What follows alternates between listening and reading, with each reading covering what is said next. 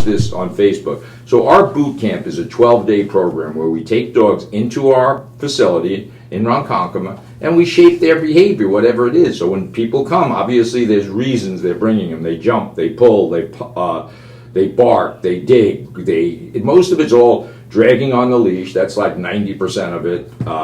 And they get stimulated by distractions. All right, anyway, I'm getting ahead of myself. I forgot because I was talking to the people on Facebook. I forgot that I'm just introducing the show. So Mike Gould, Hounds Town USA, home to the happiest dogs on earth. What do we do at Hounds Town? Fully interactive doggy daycare. Thousands of dogs, millions of dogs come to our facilities in 7 different states now, and they interact in play groups. It's very straightforward. We don't sell Perrier water. We don't have... We keep it very real. Dogs come because dogs have not evolved like humans did. So their needs are completely different. So we just give them what they really need, because at home, people love their dogs and give them a lot of human needs. You know, watching Dancing with the Stars on the couch and stuff. Here at Doggy Daycare at Hounds Town, they can, as we say, hump, jump, and dump without getting yelled at or screamed at. So they can really be themselves, what a dog does. So introduce, who do we have here with us today? So I have Harvey. What's Harvey's story, Mike? Harvey is actually a very nervous dog, especially on the leash with strangers. He's over here sleeping, but right, so he was prone to snap at people. Right.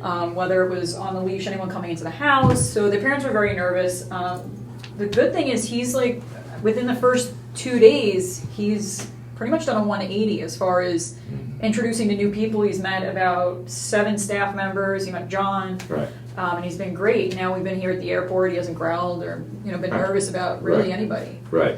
So with Harvey, for example, so he's a nervous dog. So all dogs we judge the dog's personality and temperament. So Harvey's a nervous dog. So he's nervous because he doesn't really haven't been exposed to all the different things that human life has to offer.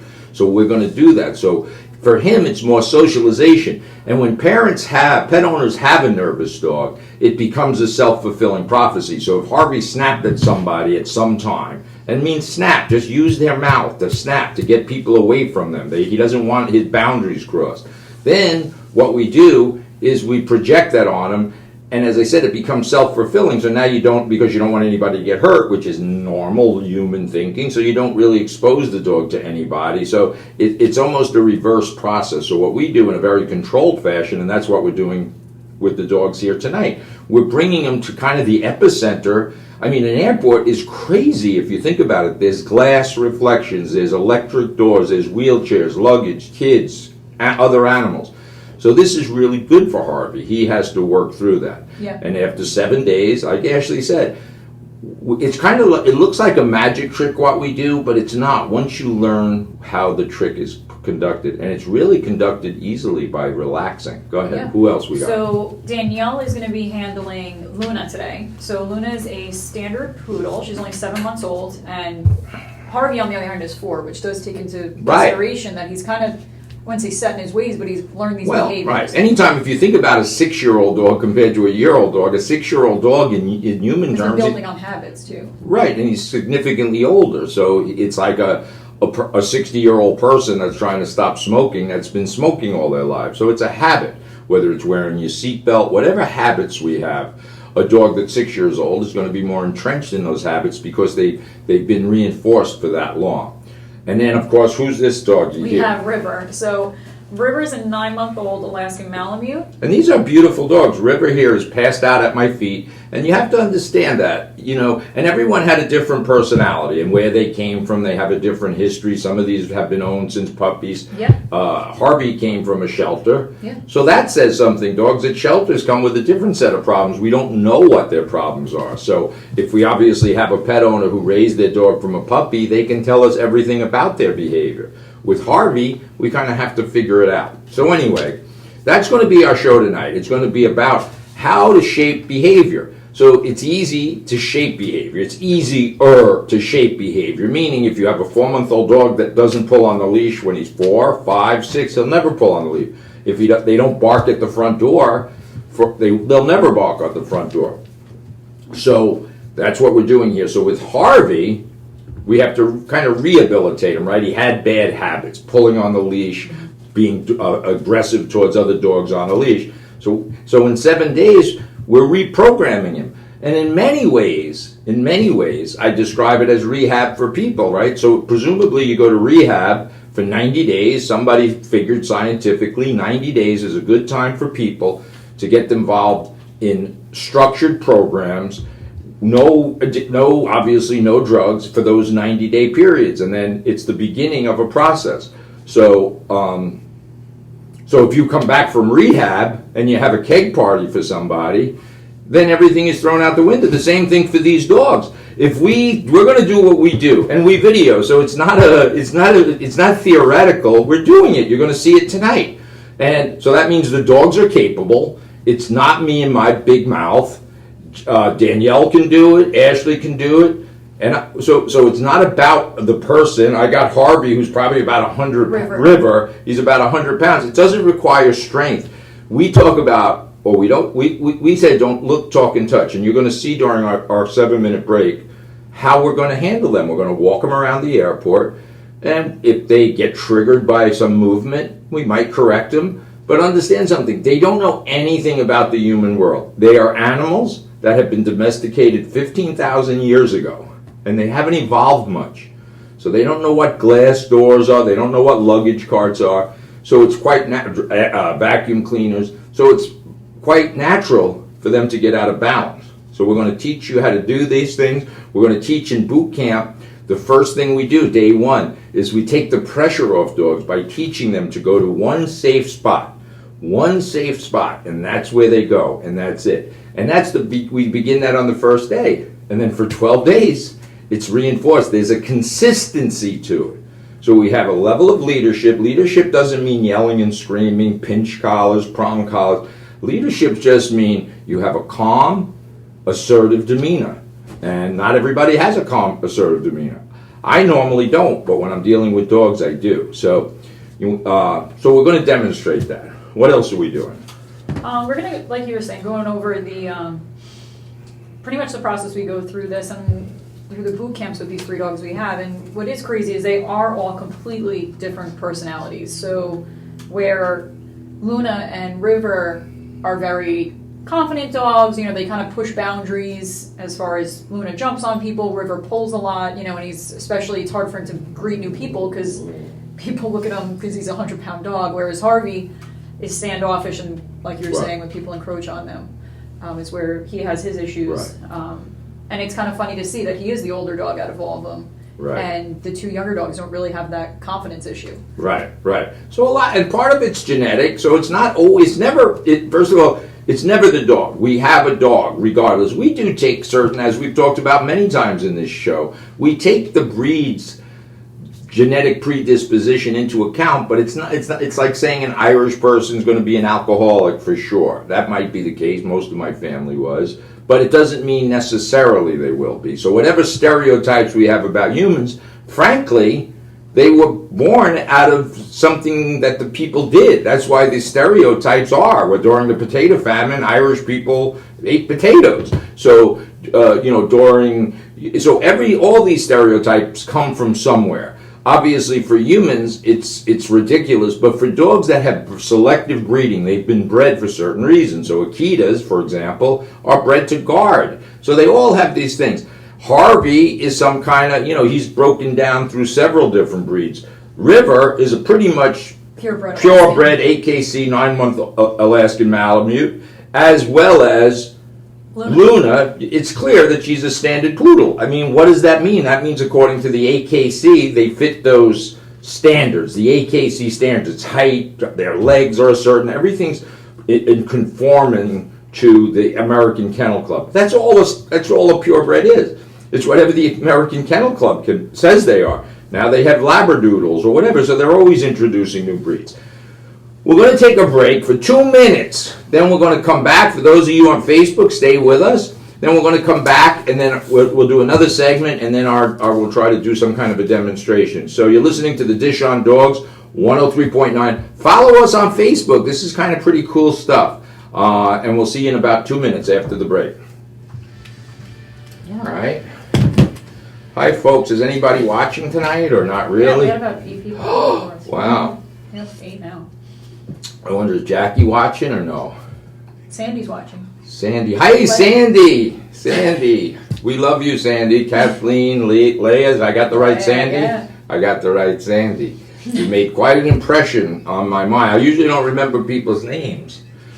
But so we had a wonderful experience over the weekend. Was it not Leia? It was close to Leah. Leah. So anyway, I hope you guys. Sandy also made that mistake. She told me. So. Yeah, of course. Everyone makes the same mistake. That's why I don't try to remember people's names. Can't I just say hi in a neutral way? I won't say hi, cutie. God forbid. I won't say things that could be misinterpreted. Hi, cutie. Is that bad? Luna's breeder is actually watching. Hi, Luna's breeder. Luna. That's over there. Poodle. Beautiful standard crazy. poodle.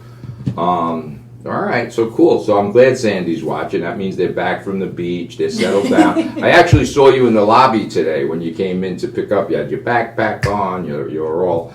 I was watching you. So yeah, Sandy, Leah. I hope they had a good time at the pool. I'm assuming everybody, left there safely. What else do I want to talk about? What about our friends in Pittsburgh? Are they listening in or no? Not that I know of yet. Well, that They hurts. try. That hurts. They try. Well, I do understand some people have a life, but And Jess Weisgram's watching also. who? She's one of our customers. She got a new puppy. And we're still doing our not dangerous dog, Craziest craziest dog contest. We got enough dangerous dog. Our craziest dog contest. So we still have a couple of weeks to get your videos in. 2 minutes of your dog being crazy. And we're going to put them all together. We're going to take a look. We've just been really busy, and we haven't had a chance to fairly sift through them all. So we want kind of the craziest dog that's not a menace to society, so something that, he's jumping, he's pulling, he's barking. So Yeah, I know we got Rory's in already. we got to look. Max I haven't is seen in. any of them. Oh boy. All right, we're going to get back to this. We're going to talk about our 4th of July party. We're going to talk about our trip. Welcome back, everybody. Welcome back. You're listening to the Dish on Dogs. I'm your host, Mike Gould, founder of Hounds Town USA, home to the absolute happiest dogs on earth. How do we know they're happy? Because just they come pulling their owners in the door. They jump, they hump, they dump. There's no yelling, screaming. We know they're happy. And we've had 1 million of them so far. So that's pretty impressive. And when I say it's impressive, my staff is amazing. They're the ones that make this happen. They just get it. In recovery, people talk about you just get it. You get what it's all about. When dealing with dogs, you either get it or you don't. And it takes a while. So here today we have, I don't know why I'm talking about recovery so much today, but there is a parallel to our boot camp. So our boot camp is 12 days in a dog's life. And if we think that dogs mature quicker than humans, it's about equivalent to 90 days in rehab, which about 90 days is about when society, some scientists said 90 days of abstinence from something, along with education and structure, is the way people recover from addiction. So that's what we're doing here. So these dogs are addicted to pulling on the leash, or addicted to jumping on the counter, or addicted to digging holes, chasing squirrels. So for 12 days, which is analogous to 90 days in a human's life, we put structure in their lives. So they live a very balanced, happy life. Similar to recovery. They learn things, they experience things, and they have a very balanced, holistic life. What are you guys laughing about? Tell everybody. Harvey's just laying upside down on his back sleeping right now. Oh, okay.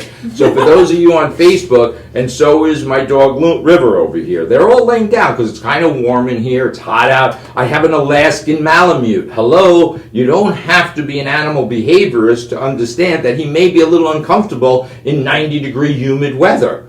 Right? So take that into consideration. By the way, last week I talked about the challenges of 4th of July. Now, 4th of July is over, and hopefully everybody had a safe 4th of July. But we talked about how dogs and humans get out of balance. There's the accidents on the LIE skyrocketed.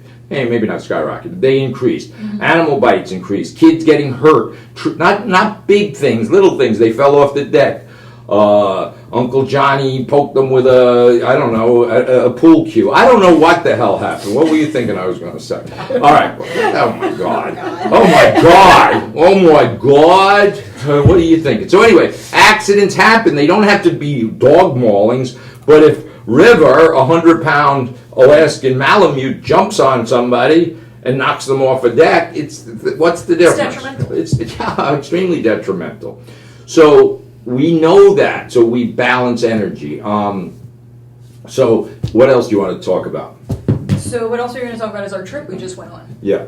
Oh, right. So we went to Pittsburgh. So we traveled to Detroit. First, yes. First, on Noah's Ark. We talked about this last time. We actually took Noah's Ark from here at Iceland. Noah's Ark is Southwest Airlines, right? So it's a small container ship, but it's an aluminum. I know where you're going with that. It's an aluminum. Well, because there's animals and humans and everybody's coexisting in this little tube. And you know, there's dogs, there's people. We're on lines, and it's ridiculous. The place smells. There's flatulence to go around. I don't know if it's the dog. I don't know if it's the human next to me. It's just a disgusting experience. And that's air travel. Southwest is not my favorite. But it's cheap. It's cheap, and it gets to where you're going. I don't care about the Here's what I don't care about the bag of pretzels. I don't care about the half a cup of Sprite. I would rather not to be sitting next to some stinky-ass dog. That's my point. And I get it. Here I am, a dog lover. I don't want to get crazy again. This incites me. What? Wait, what happened? Oh, yeah. Somebody's asking if we can explain boot camps, which we'll get into. All right, we'll get into that. That's all right. We were interrupted. Oh, by the way, there's breaking news coming along the wire here. PSA, Public service now. Researchers at Hounds Town USA has discovered wet dog smell. They just discovered this. It just came across the wires. Researchers. Now, they've come up with solutions, and I think part of it is bathing the dog after they had a hard day of running around with other wet dogs. Yeah. So the study's still out, but yeah, so that was the news alert that came across the wire. So okay, I'm ranting. What's the question? The question was, someone asked if we can explain how the boot camp works. Yes, so how does the boot camp work? And as I was saying, we kind of look at it, we put leadership and structure into a dog. It's holistic. It doesn't mean the dogs aren't locked away. We don't train them for 6 hours a day. They're balanced. So they go into a pack of other dogs, like all dogs should be, just like kids should play if they go to summer camp. Let's say they go to lacrosse camp or whatever. They go and get into with another group, a group that they're comfortable with. So they play for most of the day. Randomly and periodically throughout the day, we take them out of the facility, and the first thing we teach them is thou shalt not pull on the leash. We teach them not to pull on the leash. Then second thing we do is teach them to go place. It's like telling a child where their homeroom is or what seat they belong in. So it's rather simple. And then we build on that. Next day, we reinforce what we learned the first day. The third day, we reinforce what we learned on the second and first day. So you can see where this progression begins. So by the time we're in the 10th day, we're reinforcing all of those behaviors, but they're simple behaviors.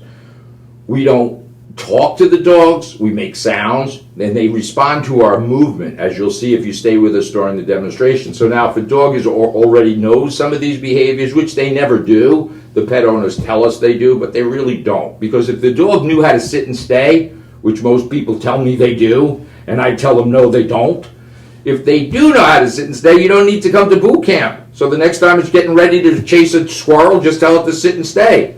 The next time somebody rings the doorbell, just tell it to sit and stay. So the fact is, it's not true. It's an illusion. Some of your dogs sit and stay in the kitchen by the cookie jar for about a nanosecond while you shove a piece of bacon down their throat. And that's what people consider obedience. That's a training response to something. That's a trick for a treat. Sit and you give the dog a cookie is a trick for a treat. It actually lowers your leadership. Here it is. If you're on Facebook, we're going to show you our dogs that, as I said at the beginning of the show, each one of these dogs have a different personality. They've been with us for about a week. We work with them pretty much every day, sometimes not. So it's like kids. If a dog gets overheated, I got an Alaskan. It's 98 degrees outside. We'll do it for a break. Right. Or we'll do something inside. But the point is, in those 12 days, we allow 1 or 2 days for either us to be sick or the dog to be sick. But you'll see at the end of the 12 days, things come together. and we video it. This is the important part. You don't have to rely on me. We're going to video each one of these dogs, so if the owners don't reinforce what we do, you just burnt your money. Right. And I think that's the biggest question. People are asking, how do they do this when they get home? Because it's not just a, magic, like you're saying, where we're teaching the dog how to do this and they're going to go home and do all of these things. Right. We can't set behaviors. We can, I shouldn't say that. I should say we set behaviors. But we're really not training the dog. We're teaching the dog certain things, then we're reinforcing. It's incumbent on the pet owner at home to follow through. We give people 10 things to follow. If you don't follow those 10 things, everything is going back to the beginning. So people call me all the time. They'll pay me any amount of money to teach their dog to come. And teaching a dog to come to them when they're chasing a squirrel is like geometry for a 2-year-old, a 5-year-old that don't know 2 plus 2. So it's a process. And it's, as long as people's expectations are reasonable, they're going to be very happy. Nobody's ever complained because we explain what the process is and we video it. So the only way that this can't be true is you folks at home don't reinforce it. And I don't blame you. People are busy. They don't get it. If you want to watch a couch or a bed is a couch and a bed. If you want to watch Dancing with the Stars with the dog in the bed, that's okay with me. But then don't understand when he starts growling at somebody about it and he takes possession of it. And we'll talk about that more after the break. What we're going to do now is John's going to take his iPad. We're going to take these 3 dogs. We're going to walk around the airport for the next 6-7 minutes or so, and we'll see how it goes. Keep our fingers crossed. Keep it on. I'm sorry that on the radio if I'm not explaining this right, but whatever. All right, got to wake this little fella up. So you go first. Relax over there for a minute, John. Just keep a nice steady camera. Want me to go? Yeah, you follow her and we'll just go out and walk around a little. Ugh.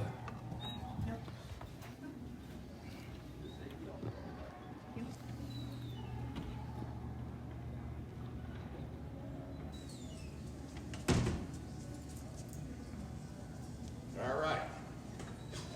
They're a little younger than me, so here it is. We're relaxed. There's no tension. These dogs a week ago they weren't this way. So I'm turning, you just keep moving. So what I like people to see is that the handlers are relaxed. There's no tension. There's no pinch collars. There's no pronto, and we're not talking to them. So as we turn, we're going to slow down and come to a stop. There's not a lot of talking. We praise good behavior. Like this, we're going to pivot out with our right foot. There's no talking. Now we see energy coming up from behind us, and dogs notice these things. They see their reflection. They see everything. This is not done with treats. We are not giving these dogs any treats. Then we think of what we want to do. Drop your leash. Drop your leash. There's not a lot of talking, yelling, screaming, clicking. Come back, we love the dogs. Now, so this is what we teach the dogs on the first day. We're going to all step back. We're not going to talk. We're all going to step out with our left foot and follow Ashley. Go ahead. No talking here, folks. Half the time I forget the dog's name. The other behavior we teach is teaching the dogs to go to a designated spot. So they're going to their place, we call it. Go place. This is the only time we give a dog a treat, is when they go to their place, or in perfect world, a crate. They should be properly crate trained. Most people don't have a clue about crate training. Then we offer distractions. And each dog is different. He got scared. That's fine. There's no big problem here. This is a dying animal to a dog. Why do you think they want to chew it and take the squeaker out? So now we don't take the squeakers away. We teach the dogs. Look at the poodle. The Malamute don't even get up. So Harvey's a little bit more stimulated by it. We're cool. We're not screaming, running, throwing cans of pennies. The same thing for the ball. What is a ball? A ball is a rabbit. Harvey's stimulated by it. No worries. Each dog is different. Every human watching has a different personality. Some people are academic, some people are sportsmen. Anyway, my point is we relax. I'm going to switch with you. You're going to take one, hi baby. And then we're just going to do a little, go into your wheelchair. And we're just, all we're doing is exposing the dogs to things. Good. Then call your dog. Good, right? She made a little mistake, and then the other dog misinterpreted. We're talking about very simple brains here. And now she's going for a walk. And then she's coming, making a left turn. Or a right turn. She doesn't understand right from left. But this is as simple as it is. Now she's going to have him go back to his place. She's going to just tell him to go place. She's going to just then miraculously get out of her wheelchair, or not. And then she's going to walk away. And this is simple. What I'm going to ask Dee to do is, if you come a little closer, cameraman, Dee is going to get lower and just clap and call her dog. The dog comes, she picks up the leash. Ashley's going to get in front of Harvey. Harvey or River. She's just going to get low. That's the command for the dog to come.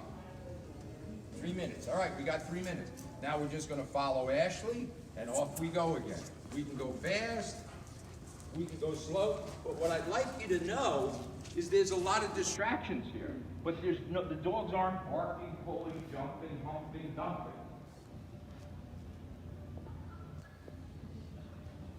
Now the poodle's not ready for this. Keep going. People at the airport's going to kill it. So we're wrapping up. We're going to go back into our little bubble, which, when you think about where we are, we're going to have 3 dogs that don't know each other inside of a bubble with all kinds of distractions. All right, let me put him back. And we'll switch. We're going to put him back. Come on, Harvey. Good boy, Harvey. Good boy, Harvey. Go back. Go place. Go place. Good. And then you put your dog back. We're going to switch. And then we're going in and starting our show.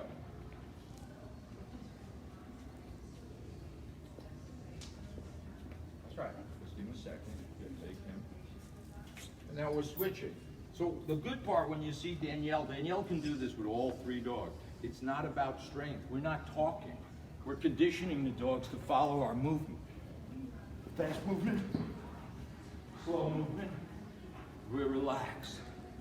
No problemo, senor. Love. And we're going back inside. Come on, kid.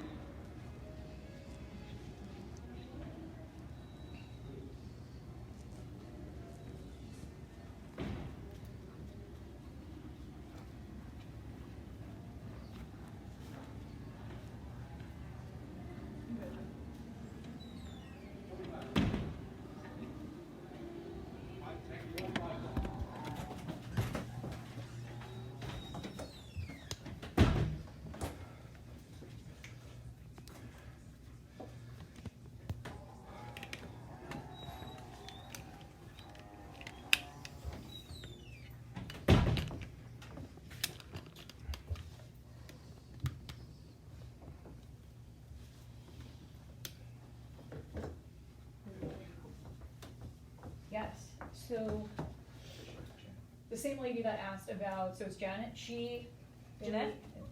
Yeah. Yes. So yes, Bailey and Cookie's mom. So we'll re-go once we get up here. Right. You're good over there?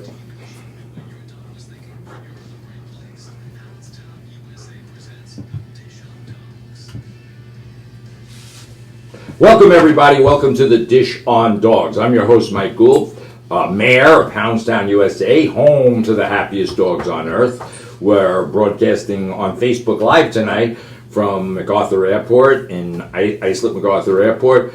So we just did a little demonstration. We do what we call boot camp. It's a turbo program. It's very popular during the holiday periods in July and then Labor Day. When people are going on vacation, they are they want to board their dog, so we have this boot camp program. You can call it whatever you want, boarding school, boot camp, whatever. These are only human words. So what we have tonight, and again, I don't know how it looks to public. This is our normal. So some people think it's great. Other people are like, what's the big deal? The dog's walking on a leash. But if you think about where we are, the triggers that we introduce, so dogs are triggered by movement and sound. So there's nothing but movement and sound in the airport, and odor, right? The carpet here stinks. It's got so realistically, your carpet at home, it's got odor. Your vacuum cleaner has odor, right? It has dog odor from your own dog. So the dogs get highly stimulated by these things. The doorbell ringing, people knocking, whatever it is, squirrels, landscapers. These are all triggers. Whoops, here goes my river. And he just wanted to move out. So for Facebook people, you can see River's here, Luna's there. Harvey. So what was the question? So the original question, which we were touching on at the end of the first segment, or second segment, was pretty much how the boot camps, like, what's the deal with them, how they work. The same person just asked, I didn't realize who it was at first. It's one of our customers that comes for daycare. She has 2 dogs. Do we like her? Yes. Okay. All right, so I got to be nice then. We like her. So it's like we like saying pretty much the dogs were together for a decent amount of time, living at home completely fine. They got in a fight back in April, and now they're kind of uncertain on how and if they can be reunited. So they've been coming to daycare, but separately. So she'll bring one day. The other dog the other day. Well, it's an interesting question. It's kind of complicated to discuss on the program, but it happens all the time. In fact, this weekend... We've had a couple customers do that, yeah. Well, this weekend we went to a home to try to introduce 2 dogs. You have to consider all the dynamics, and unfortunately, most of these things, as I say, are self-fulfilling prophecies. So once the dog gets into a dog fight or attacks another dog, even if it was just that one-time deal, you're always going to be nervous about it. Again, going back to rehab. If you have somebody addicted in your house, you're always worrying when they could be clean for 5 years, but you're always worrying that they may slip. So the same thing happens with a dog, right? So this is in our human brain, the fear and guilt and all these different emotions.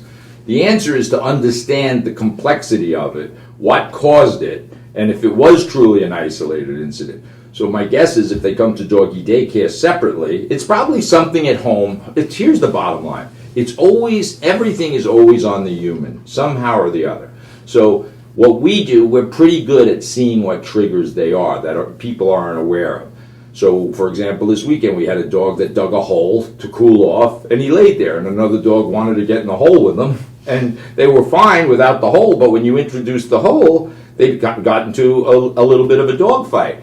If they're fighting over a dog bone, are they fighting over a cheese doodle that's under your couch? Are they fighting over your affection? Are you petting one dog and then the other dog bites that dog because they want to be loved by you? There's so many things to it. Is it the doorbell ringing? Are they redirecting their energy? Usually it's over something, a possession or territory. So if they bite at the front door, they're fighting over territory. Does that answer that kind of... What do you have to say? You want to say something? No. What? Go ahead, talk, please. It's not Bailey. He's not. Oh, it's not Bailey? It's Zephyr and... All right, we got the wrong owner, but it's the same problem. It's, yeah. Oh, yes. She works for the town, I think, right? All right, whatever.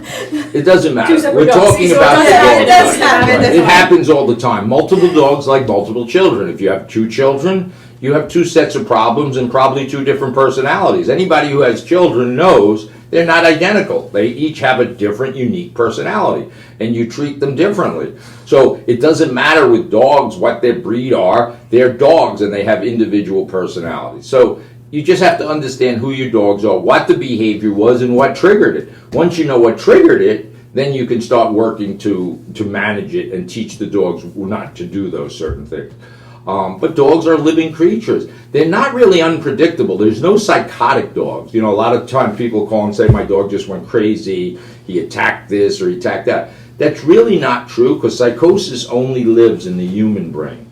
It doesn't live in a dog brain. They're incapable of psychotic behavior. They don't escape and kill people and maul people. They're not serial killers. So I say that quite a bit on the show. It's true. You might not know what triggered it, but something triggered it. It could be something as simple as a shadow, a noise, a fan. I've had dogs want to attack their ceiling fans because they think it's a big spider spinning on the wall. So if you have a 5-year-old dog like Harvey and he goes somewhere where he never saw a ceiling fan, that might be very disturbing to him, and he might bark at it and try to kill it. I've had dogs attack the windows, the electric windows in a car, because they move, and the dog is triggered by the movement, and they actually go to bite the window. And every time the window moves, because eventually they bite it and it stops, it either closes or disappears. That's your self-fulfilling prophecy. That's the self-fulfilling prophecy. So anytime a dog bites or acts out aggressively, it's always in a manner to control its environment. They don't want to do it. Dogs don't normally want to fight people. They want their space. And we see this when people violate their space or another animal violates their space, they get into confrontations. And the only way they can resolve their conflict is with their teeth.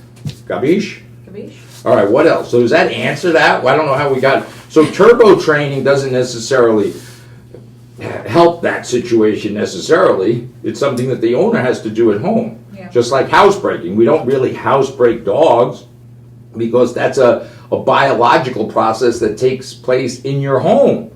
So, yeah, but it's very effective if you watch any of our videos on where do people watch these things? So pretty much the best source to see everything we have is to go onto YouTube and follow us on Hounds Town USA. We have all the shows on here, and we have all of the turbo trainings and boot camp videos in here, even what to do when taking home a rescue dog. We have that, I think it's a 6-part series on there too, which is a lot of help for stuff like this because it goes through the basics step by step. Right. So people ask, what's the benefits, the pros and cons of turbo training? The pros, boot camp. The pros is it's 12 days of consistency. 12 days in a dog's life of absolute consistent, meaning where the dogs walk, they walk on our left side. They don't pull on the leash. They don't bark. When we do private lessons, we do that many times, and it's effective. But the downside to that is people bring the dogs home, and they're not consistent for 10 days. They're not even consistent for an hour. By the time they get home, the dog's barking out the front door and going crazy. So the beauty of the boot camp is there's 12 days of consistent behavior. Just like you saw the dogs go to their place. At Hounds Town, we teach the dogs to go to their crate. A lot of times people tell me my dog hates the crate. They hate this, they hate that. Hate is a word that actually doesn't really, dogs don't hate anything. Humans hate. Well, and it's their association with the crate. And it's their association, so people put them in for all kind of weird reasons. The first problem is people think of a crate as a cage, and they don't want to do it just naturally. So they feel guilty and they're reluctant to do it. And they're totally wrong. Dogs are denning pack animals that require the security of the den. Most people want to give, they give dogs their own room to the house. The bigger the room, the bigger area the dog has to, in his mind, has to defend. So crate training, denning, is a very important psychological thing that we incorporate into our training. And frankly, if people say, I don't want to crate train my dog, or I don't crate train my dog, we explain to them, well, this is a very critical element to it. So if they don't do it, but the dogs benefit from it. We have demonstrations of it. Of course, if it was, like Ashley said, the association, so like a child going into a crib, if the child cries and you take the kid out of the crib, he's learned that he can manipulate his parents by his sounds. And I get it. It's almost identical. But once a dog knows, then they go to sleep and they're so happy. And they beeline it to their crates. As you'll see, these dogs that you saw in this little demonstration, first of all, we're in a very strange environment for them. It's only halfway through, a little more than halfway through. But it's all going to come together by the 10th or 11th day. It's kind of surprising how everything comes together. So, I don't know, did we talk enough about... We started talking about our trip on Noah's Ark to Pittsburgh. We got sidetracked somehow. I got to get crazy about emotional support dogs because I want to get a t-shirt. Your emotional support dog gives me anxiety. It's pretty good. Your emotional dog sitting next to me on the plane that you're shoving under a seat, his poor head pops out and then you shove him in like a jack-in-the-box. It's just, I can't take it, people. I don't have enough money to fly on a private jet. I wish I did. All right, listen, we're almost done with this nonsense. We got one more segment. We're going to take a break for 2 minutes. Stay with us on Facebook. At the end, we'll talk about our trips to Pittsburgh, Detroit, And our 2 dogs. the 2 dogs we got adopted thanks to your Facebook viewers. All right, stay with us after the break, and we'll be back in 2 minutes. Should we start taking stuff down? Yeah. You want to take that down? Is he okay? Oh, what? Yeah. What happened? So, Juan, who has Who? Bruno, Careful. Bruno goes to South Jersey, and to us, he's a big Great Pit Bull. Remember we saw him when we were in South Jersey? Yes, I love Bruno. Yes, so his dad's just curious if you're ever thinking about doing like a training class in South Jersey. Oh, yeah. No. Yeah. Is he on Facebook? Yeah, he's on Facebook. Hi, Bruno's dad in South. I was thinking of another Bruno that lives up here, Bruno from the shelter. Oh, no, remember the big Great Pit Bull? Big So, pit bull. yes. We just saw him last week. Yeah, we'd like to coordinate it. Maybe we'll do something. Right now, honestly, July and August is crazy. But after Labor Day, that might be a great idea. We'll do a little training thing down there and a little group thing in our backfield out there. It's definitely a good Ton of idea. room for group training, for A sure. little group training, yeah. Maybe we'll do a half a dozen dogs there. We'll get them to sign up, and yeah, we can definitely do that. And Definitely. then Sandy, Sandy, she said Leia has her place in her crate. She has learned to love it, and she doesn't make a run for her crate when she has enough of us. thank you, and that's probably pretty quick, right? She probably spends That's a why lot you of like time. her. Well, that's why I like her. I can tease, and I like that. So yeah, but of course, these are perfect examples of people who work through this crate. The crate thing is such a psychological barrier for humans that it's really unfair to the dogs because we know that the dogs love it. What's the matter? What No, do you- he's snoring, I think. Yeah, Oh, We're everybody's all in here. passed out. John here is going to get this stuff out of here. Is Jackie Bondanza on or no? I don't know. So we have a nice balanced pack here, right? It's 9 o'clock, almost 9 o'clock. We're going back on. Don't mind John behind me. He's just doing his thing. We're all good, Facebook. This is what happens on the radio. Mamma mia, we love Sandy. But Juan said that would be awesome, so we'll just keep them posted in South Jersey. yeah, you got to keep harassing them there to do it. Tell them I said so. They're probably excited to do it. I mean, that's gonna be fun.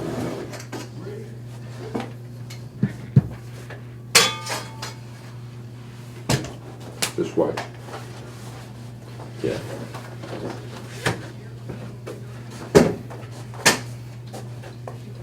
Welcome back, everybody. Welcome back to the Dish on Dogs. We're in the final stretch. I don't have to listen to this voice. If I haven't put you to sleep yet, I'm going to try very hard to put you to sleep in the next 10 minutes. It's time for bed anyway because everybody hopefully is back to work tomorrow. You're all hungover. You're all partied out.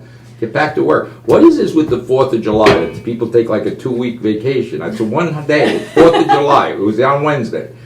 All right, so yeah, nobody works. Everybody takes, I can't get a real estate broker. I can't get any doctor. My cardiologist, he's out in the Hamptons. I could be dropping dead now. And my dentist, my tooth fell out. My dentist is at the World Polka Tour. I mean, give me, and I wish I was kidding. It's not, it's true. All right, we're wrapping up here. So we're going to do that, right? So one of our wonderful clients down in our South Jersey, Atlantic City location, because we don't do a lot. We only do, by the way, our training in Ronkonkoma right now. And now that we have all these franchises in our system, I think we're going to start circulating around and doing like a little mini, like a group training lesson for a day or so. And we used to do that, and it works out pretty effectively. Be careful over there. So Sandy's watching, right? She said that the crate is great. Crate is great.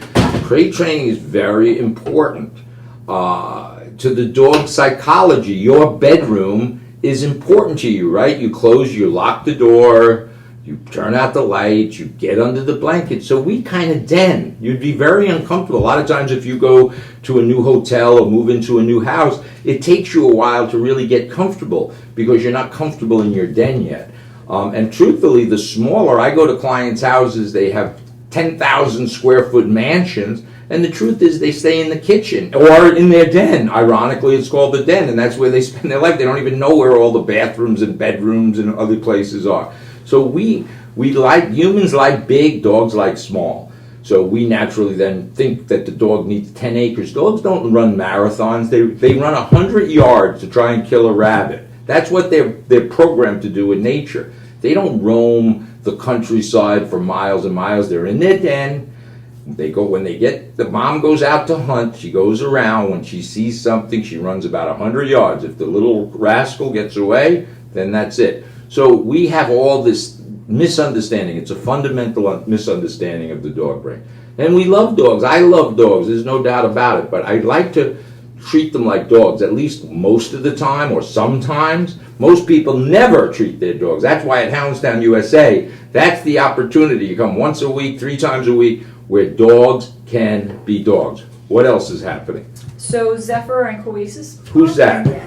Okay, so that's the 2 dogs that got into the fight in April, and they haven't been able to be together since because they don't know how to reintroduce them. Right. She actually uses the crates, and she's happy to hear that there is an importance of it. They do enjoy it. So right, of course. And that's what Sandy said. Once it's done correctly. Yeah, my one dog, I mean, both of them. Well, run they all into do. their It's just crates. natural. It's natural. So, and we all of our dogs go to their den. Go to their crate, and they're very happy. That's where they consume their food, and that's their safe place. But it's not in Grand Central Station. You don't have it in the middle of the living room where Uncle Johnny's coming by and poking at the dog, just like your bedroom. Houses are designed to have the bedrooms away from the activity of the house, the group activity. So we are denning animals ourselves. With Jessica Diesel's mom? Jessica Diesel. Hello, yeah, Jennifer, Jessica. Oh, Jennifer. All right, I don't know who you are. No, I do. Of course I do. Wait, they put in their headphones. Diesel was on the show, the big brown pit bull. I'm teasing you, for God's sakes. How can I forget? How can I not Put it on forget the, Diesel? mic. What's happening? What do we owe the pleasure of this phone call? I was watching you. I still watch you guys because, the place that we go to now is nothing compared to Hounds Town. Oh, what do you mean where you go now? She moved to Florida. Oh, that's remember? right. I goodness. remember. It's all coming back to He's me. happy as he was at Hounds Town. Oh, I'm gonna cry. That's nice. What part of Florida? Oh, that's right. It's all coming back to me now. All right. Well, open up a hound. Quit your job and open up a Hounds Town. No, tell me, what's it been like for you down there so far? It's been good. I mean, but, we went from a house where he had, a half an acre to go in the backyard to us having to walk him. So now he actually walks me. Right. In the evening. No. Yeah, no, he's powerful. And he's powerful. I felt the other day, he dragged me through the neighborhood. Oh my God. But you're adjusting kind of well. There's no nice doggy daycares. You probably don't want to comment, but there's no such thing as a hounds. There's nothing like a Hounds Town.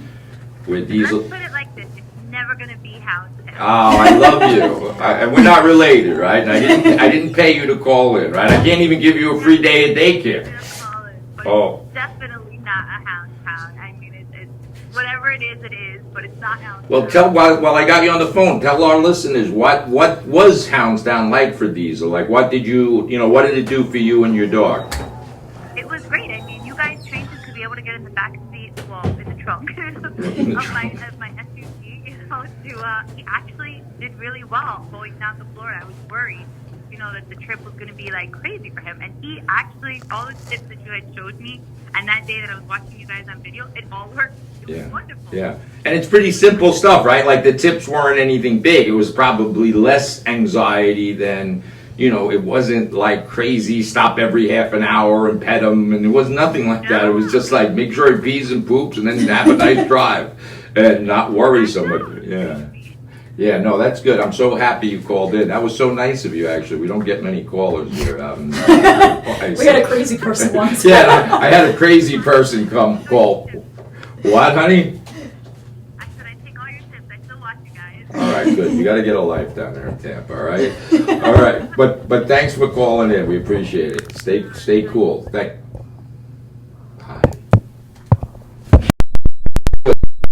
Nice. We're all excited here. All right, so we got 3 minutes left.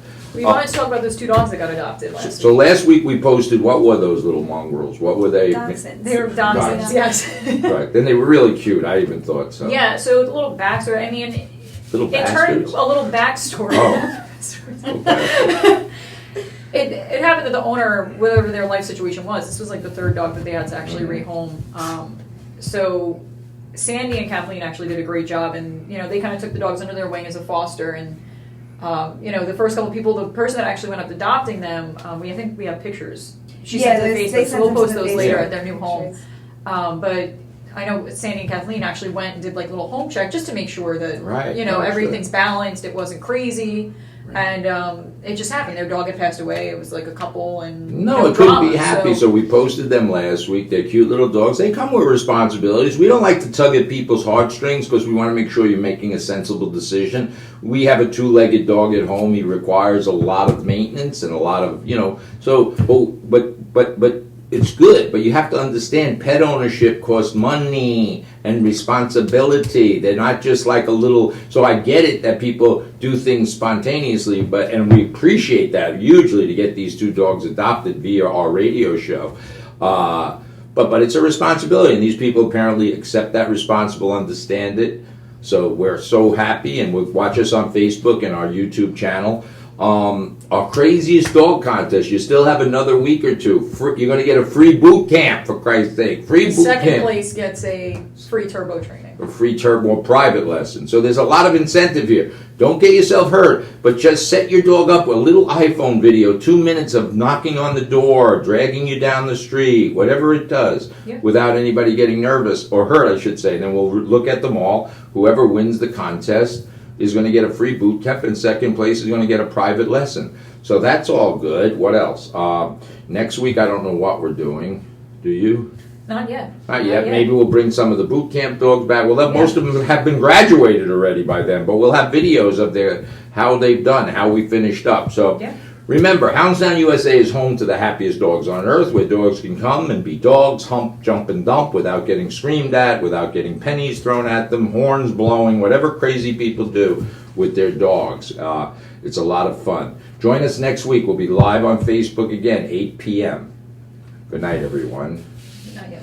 So Yes? Luna's dad Jeremy's watching. He was just curious, how big should the crate be? So I mean, rule of thumb is That if they're they can able stand to up. stand up, but Right. not too big that they can play around with. Right, they shouldn't be there. It gives them security. The smaller, the better. And remember, so we'll show you. We'll take a picture of a crate that would be the proper size for Luna, and she goes in it now. Yeah, she goes in her crate. Right. She eats in there, sleeps in there. She's happy. She's not fussy. Right, but we live a balanced life, so it's not just a crate. They're out, they're peeing, they're pooping, they're running, they're jumping. So it's just like us. After a hard day's work or play, you go to bed, and it's so we'll answer all those questions either before or the end of. Yeah. But so far, Luna's been great. They all have been great. It's been really a good experience. All right, we got to get out of here, folks. Thanks for watching Facebook Live.